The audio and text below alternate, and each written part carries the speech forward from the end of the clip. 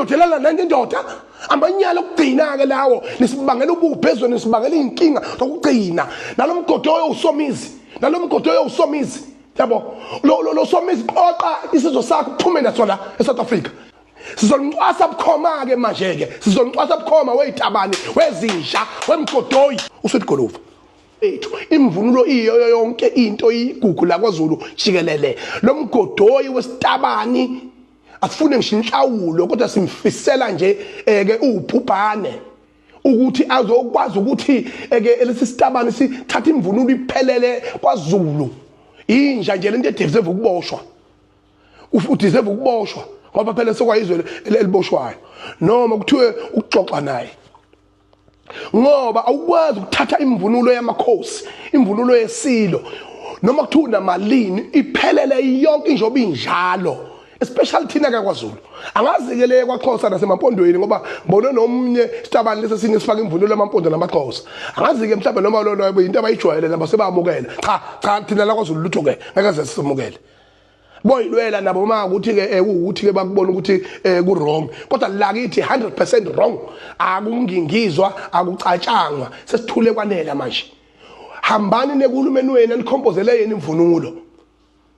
uma ngabe ngisho kuma fashion shows if une designer ethizwe icreateile wayipatenta lo designer yakho ibelonga kuwena lo design unamalungelo ayo sinamalungelo emvunulo thina njengoZulu sinamalungelo okuvikela into eyisasa lethu neqiniso lethu yabona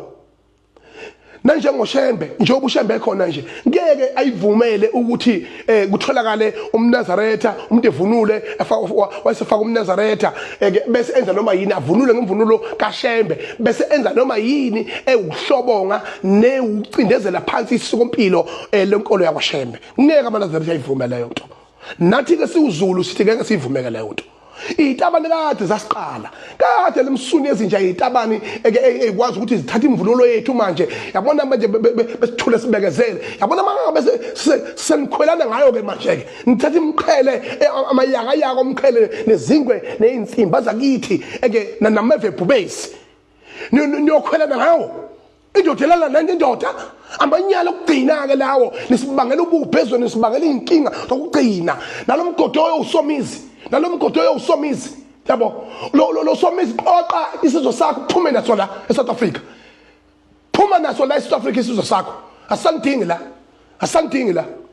sizomcwasa bukhoma ke manje ke sizomcwasa bukhoma weyitabani wezinja wemgodoyi ngoba inini nesukela uZulu nisukela ibutho la kwaZulu futhi egana itabani phindelani kwela kini uSomizi oqibutho la kuhlangana leceleni futhi wena Somizi ngwenyanya kabi ngoba wena sifika thina la sibanjwe inkunzi siwuZulu ngaze ngayisho mina ngathi mina umadoda sengamabhinqa sabanjwe inkunzi sisapotha umpondo wakhe omncane wasenquthu usithi Goluva